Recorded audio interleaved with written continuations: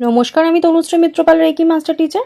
আজকে যে বিষয় নিয়ে আলোচনা করব, ১৬ সোমবারের ব্রত মূলত দেবাদিদেব মহাদেব ও মা পার্বতীর কৃপা লাভের জন্য করা হয়। টানা ১৬টি সোমবার নিষ্ঠার সাথে উপবাস থেকে এই ব্রত পালন করতে হয়। ১৬ সোমবারের ব্রত কিভাবে পালন করবেন সেই নিয়ে সম্পূর্ণ আলোচনা করলাম। আলোচনাটা শুনুন, অবশ্য করে অনেক কিছু জানতে পারবেন। অবশ্য করেই আলোচনা শুরু করব, কিন্তু প্রত্যেক দিনের মতো আলোচনা শুরু করার আগে আপনাদের যেটা মনে করিয়ে দিই, আমার চ্যানেলে যদি প্রথমবার ভিজিট করেন তাহলে অবশ্য করেই চ্যানেলটা সাবস্ক্রাইব করে নেবেন।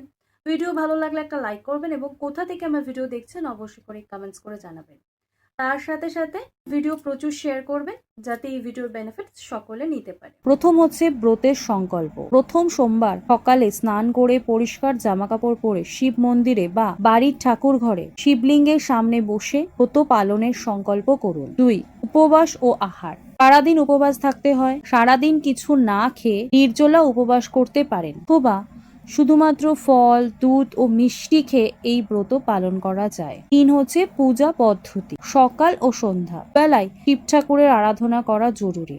জল, দুধ ও পঞ্চামৃত দিয়ে শিবলিঙ্গের অভিষেক করুন। এরপর বেলপাতা, ফুল ও চন্দন নিবেদন করে ধূপ প্রদীপ জ্বালান। ৪ হচ্ছে মন্ত্র জপ ও ব্রত কথা পাঠ। পুজোর সময় ওং নমঃ শিবায় মন্ত্রটি জপ করতে হয়। পূজার শেষে ১৬ সোমবারের ব্রত কথা পাঁচালি পাঠ ও শ্রবণ করতে হয়। নেক্সট হচ্ছে উপবাস ভঙ্গ।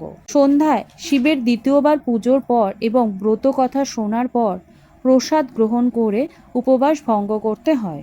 উদযাপন। ১৬ নম্বর সোমবারে ব্রতের উদযাপন করতে হয়। এই দিনে বিশেষ পুজোর আয়োজন করে ব্রাহ্মণ ভোজন, দরিদ্রদের দান আর শিব মন্দিরে ভোগ নিবেদন করা হয়ে থাকে। খেয়াল রাখবেন, শিব মন্দিরে বা শিব পুজোর সময় কখনো হলুদ, সিঁদুর বা তুলসী পাতা ব্যবহার করা উচিত নয়। অবশ্য করেই এই ভিডিও মিস করবেন না, প্রচুর প্রচুর শেয়ার করুন যাতে সকলে এই ভিডিওর বেনিফিটস নিতে পারে। তো আজকে আমি আলোচনা এখানেই শেষ করলাম। সকলে সুস্থ থাকবেন, ভালো থাকবেন। নমস্কার।